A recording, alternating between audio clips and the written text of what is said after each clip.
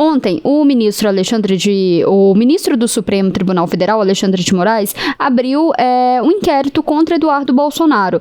O relator do caso atendeu a um pedido da Procuradoria-Geral da República, que solicitou uma investigação para apurar a atuação do deputado licenciado nos Estados Unidos contra autoridades brasileiras. Para Moraes, Eduardo Bolsonaro tem utilizado um tom intimidatório para tentar, segundo ele, atrapalhar o julgamento técnico da ação penal contra o ex-presidente Jair Bolsonaro pela tentativa de golpe de Estado. Nas redes sociais, Eduardo Bolsonaro já se pronunciou e criticou a abertura dessa investigação pela PGR e afirmou que o Brasil, segundo ele, vive um estado de exceção. Levi, antes da gente chegar nesse último capítulo da história, que é a abertura desse inquérito, vamos recapitular. O Eduardo Bolsonaro foi aos Estados Unidos depois de afirmar que ele estava sendo perseguido aqui no Brasil, né?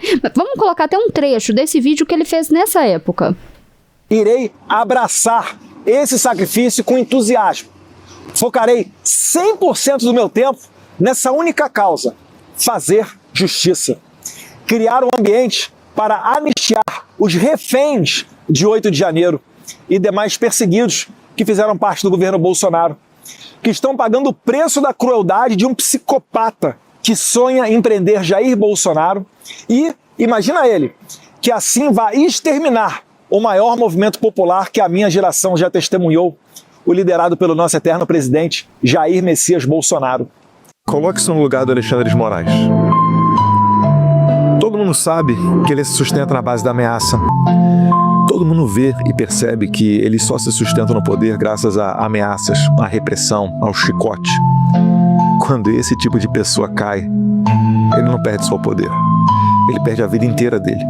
É aquele chefe mal educado que ninguém gosta e que perde o cargo alto na empresa.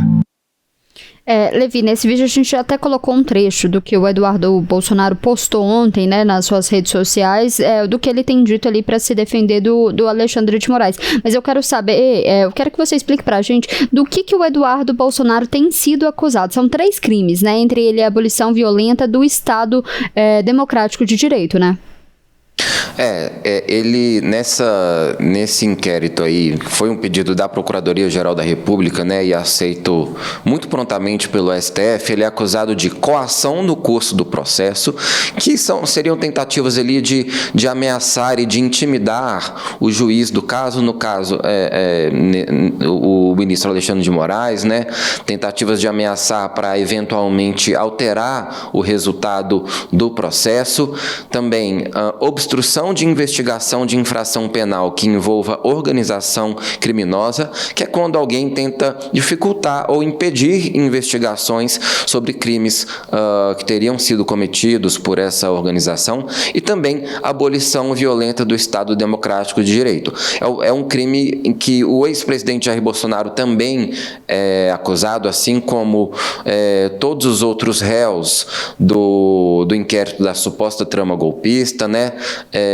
Que ali teriam tentado articular uma forma de romper com o Estado Democrático de Direito. Bom, esse inquérito envolvendo o deputado Eduardo Bolsonaro, ele chamou até atenção porque a Procuradoria-Geral da República pediu a abertura ontem à tarde, e aí, poucas horas depois, o Supremo Tribunal Federal aceitou, e vai ter como relator também o ministro Alexandre de Moraes, porque ele já relata ações correlatas a essa, né, como a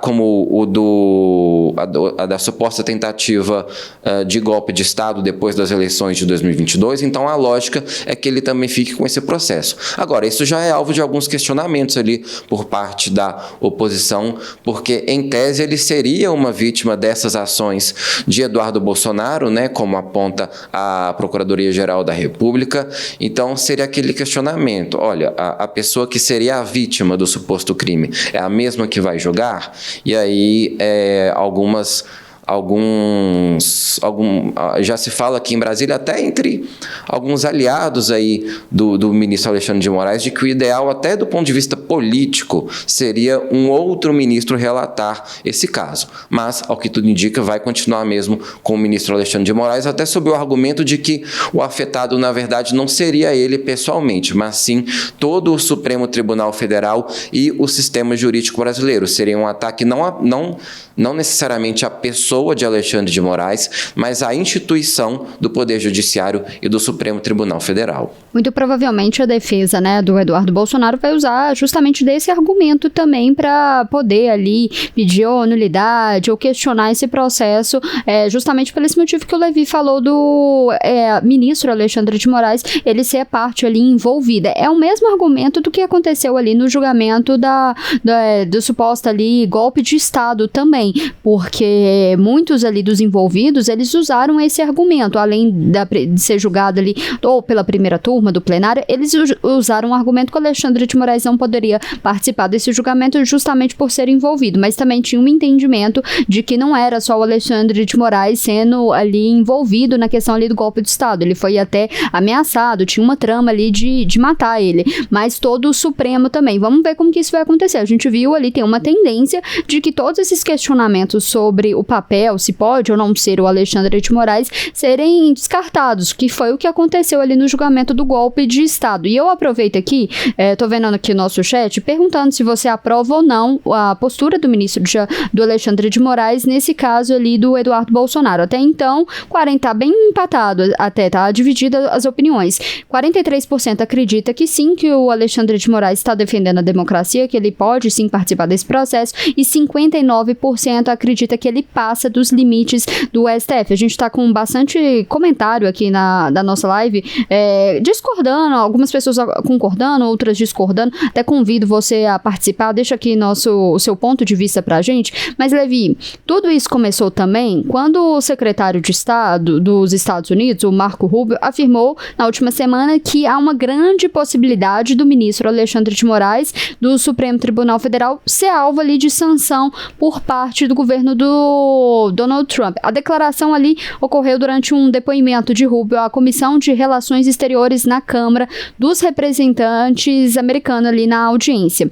O deputado republicano, ele que é aliado ali do presidente Donald Trump, ele acusou o STF de perseguir a oposição, incluindo jornalistas e cidadão comum. Segundo o parlamentar, o que Alexandre de Moraes tem feito é uma eminente prisão ali política do ex-presidente Jair Bolsonaro. Levi, vamos explicar para quem que está nos acompanhando. Essas sanções ali do que foi citado pelo Marco Rubio, que sanções são essas e se isso poderia ali de alguma forma ferir a soberania brasileira? A gente até tem uma arte também sobre todas essas questões, o que seriam essas sanções, porque alguma delas fala até inclusive de cartão de crédito, que o ministro Alexandre de Moraes não poderia utilizar. Exatamente. Toda essa fala aí do Marco Rubio, ela se baseia numa lei chamada Lei Magnitsky, é uma legislação americana aprovada lá em 2012, ainda durante o governo Barack Obama, e que permite punições a autoridades estrangeiras que são acusadas de corrupção ou de graves violações de direitos humanos. Aí o argumento é que Alexandre de Moraes estaria ameaçando, por exemplo, a liberdade de expressão aqui no Brasil, a própria liberdade de imprensa e também praticando outras violações em relação aos presos do 8 de janeiro, que é uma bandeira que a oposição levanta bastante também já desde 2023. Essa lei ela foi criada pensando principalmente em oligarcas russos lá atrás para punir autoridades russas que teriam sido envolvidas na morte de um advogado russo, o Sergei Magnitsky, portanto que dá nome à lei, e que ele denunciou um esquema de corrupção estatal no governo russo e acabou morrendo numa prisão em Moscou. Então, e aí, depois, principalmente a partir de 2016, já começou a se entender lá nos Estados Unidos que essa lei poderia ter uma aplicação ampliada, não só para esse caso aí envolvendo os russos, mas para autoridades também de outros países, e agora se discute a aplicação dela em relação ao ministro Alexandre Alexandre de Moraes. Entre essas sanções, a gente está até acompanhando aí na tela, o Levi está falando, mas quem quiser, a gente citou algumas dessas sanções também. Pois é, a gente poderia ter, por exemplo, o cancelamento do visto de Alexandre de Moraes, bloqueios de bens, restrições econômicas ali, como você bem citou, bloqueio de cartões de crédito que tenham bandeiras americanas, né? Muitos dos cartões de créditos que a gente usa, as bandeiras são de origem dos Estados Unidos, e essas sanções eventualmente poderiam ser aplicadas não só contra Alexandre de Moraes, mas também contra outros ministros do Supremo Tribunal Federal e até mesmo integrantes da Procuradoria-Geral da República, da PGR, eventualmente o próprio Procurador-Geral da República, o Paulo Gonet, e outros procuradores, e também, eventualmente, integrantes da Polícia Federal. Então, tem esse efeito também. Não miraria somente Alexandre de Moraes, como várias outras pessoas, o que causa até uma certa preocupação ali entre alguns dos pares de Alexandre de Moraes. O que se fala nos bastidores é que ele às vezes chega até a ironizar um pouco essa possibilidade, mas outros ministros estariam mais preocupados com isso, Letícia. Pois é, aqui nos comentários, né, tem comentários de gente acreditando, achando exagerado essa medida do Alexandre de Moraes, falando que fica parecendo um revanchismo, né, que ele não tá agindo tecnicamente, mas sim por vingança, que pelo menos é isso que fica aparecendo, e ainda reforçando ali as críticas dos Estados Unidos contra ele. Mas a gente tem um outro capítulo dessa história, porque ontem o líder do PT na Câmara dos Deputados, o Lindbergh Faria, comemorou esse pedido da Procuradoria-Geral da República de investigação contra o deputado federal licenciado Eduardo Bolsonaro. Vamos acompanhar um trecho dessa coletiva do que disse o Lindbergh Faria. Então, eu fiz a representação em cima de 3 crimes. Primeiro é a abolição violenta do Estado Democrático de Direito, artigo 359-L. Segundo, coação no curso do processo, artigo 344. Quanto a isso, o Procurador-Geral aceita com contundência tão forte que ele intima Jair Bolsonaro a prestar depoimento. Está aqui o ponto que ele fala. Oitiva de Jair Bolsonaro para que preste esclarecimento a respeito dos fatos, dada a circunstância de ser diretamente beneficiado pela conduta descrita. Isso aqui é a peça do procurador. E ele também fala sobre o financiamento da estadia dele, que, segundo disse o Bolsonaro, é custeado pelo próprio Bolsonaro e está aqui nessa peça. Então, essa coação do custo do processo é algo muito grave. Isso está acontecendo. E eu falo também aqui atentado contra a soberania nacional. Então, veja, eu acho que é um fato importante, porque não é qualquer coisa que a gente está vendo. Primeiro, uma ingerência. Se sai uma sanção dessa, uma ingerência externa e inadmissível. Agora, Eduardo Bolsonaro é deputado licenciado. Eu quero aqui, chamei essa coletiva para dizer que nós também estamos entrando no Conselho de Ética, porque ele é deputado licenciado, mas ainda é deputado. Ele não recebe nesse período os subsídios, mas ele pediu licença em 20 de março, ele tem até 20 de julho como deputado licenciado, e um fato como esse não pode passar sem que o Conselho de Ética se pronuncie. Então, eu fiz a representação em cima de 3 crimes. Primeiro, né, Levi, o Eduardo Bolsonaro, o Lindbergh Faria citou isso, que levou essa questão até ali para o Conselho de Ética, né? Ele está licenciado. Aí eu te pergunto, a gente já sabe, tem uma data de quando o Eduardo volta para o Brasil? Se ele volta para o Brasil, como que fica essa questão ali do mandato dele? E aí eu já quero emendar uma outra pergunta, porque muito se discute sobre 2026. Se tudo isso que está acontecendo com ele agora pode ser uma estratégia ali dele sair mais fortalecido, porque um dos cotados ali para poder substituir o pai dele é justamente ele, o Eduardo Bolsonaro, porque muito se fala de outras pessoas, o Tarcísio, governador Romeu Zema, esses outros governadores de direita, mas o ex-presidente Jair Bolsonaro vai tentar se colocar até o último minuto ele como sendo candidato da direita para o próximo ano, mas ali o que a gente sabe, pelo menos nos bastidores, é que o ex-presidente Jair Bolsonaro defende quem tem Bolsonaro do nome, né? Não vai ser nenhum desses outros governadores. Como que sai Eduardo Eduardo Bolsonaro, se isso também pode ser uma estratégia dele sair fortalecido, dessa estratégia de ser perseguido. Então, o deputado Eduardo Bolsonaro, ele pediu a licença no dia 20 de março e ele continuou licenciado até 20 de julho. E a partir daí, ele retoma o seu mandato como deputado, a não ser que ele peça eventualmente uma nova licença, mas existe essa expectativa, sim, de que ele retorne ao país. O próprio presidente do PL, Valdemar Costa Neto, já falou isso, que espera que Eduardo retorne no segundo semestre desse ano, logo depois ali do recesso parlamentar, né?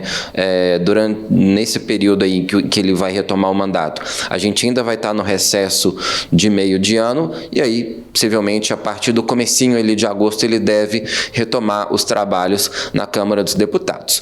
O Eduardo Bolsonaro, ele, a princípio, é bastante cotado para disputar uma vaga no Senado pelo PL lá em São Paulo, lembrando que na eleição do ano que vem para o Senado vão ser 2 vagas por estado, e aí ele vai tentar uma dobradinha junto com o Guilherme Derrite, que é o secretário de Segurança Pública do governo estadual de São Paulo, trabalha ali com o governador Tarcísio. Numa eleição que, caso se concretize esse quadro, pode ser uma eleição bastante acirrada, porque fala-se que do lado do PT, o candidato ao Senado em São Paulo pode ser o ministro Fernando Haddad.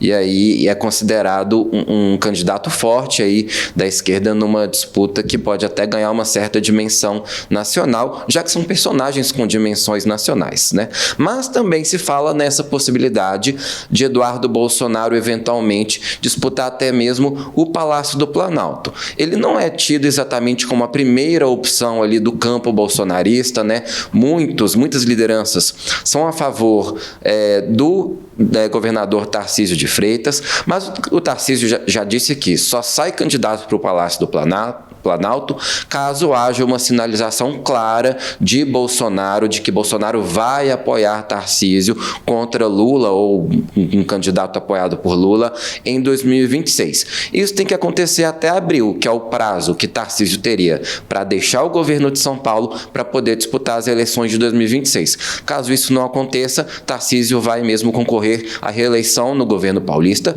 que publicamente é o cenário que ele fala que deseja, mas então ele fica um pouco à mercê aí dessa decisão do presidente Jair Bolsonaro. A princípio, Bolsonaro fala que não vai abrir mão da candidatura, que vai levar até o final, numa estratégia muito parecida com a que Lula adotou lá em 2018, quando ele estava preso, quando ele também estava inelegível.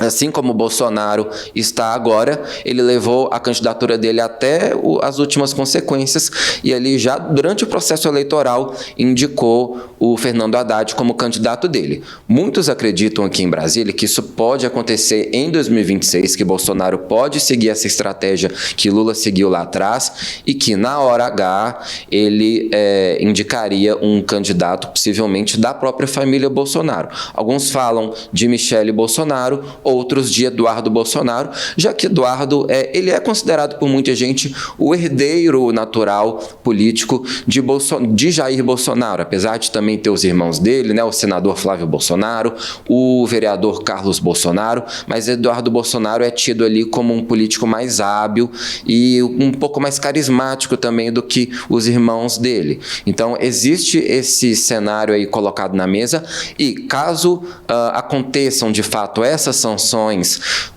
contra o ministro Alexandre de Moraes, acaba sendo um trunfo político de Eduardo Bolsonaro junto à base eleitoral dele e também junto a alguns aliados ali do PL. Então, esse cenário passaria a ser mais considerado caso haja essas consequências aí contra Alexandre de Moraes.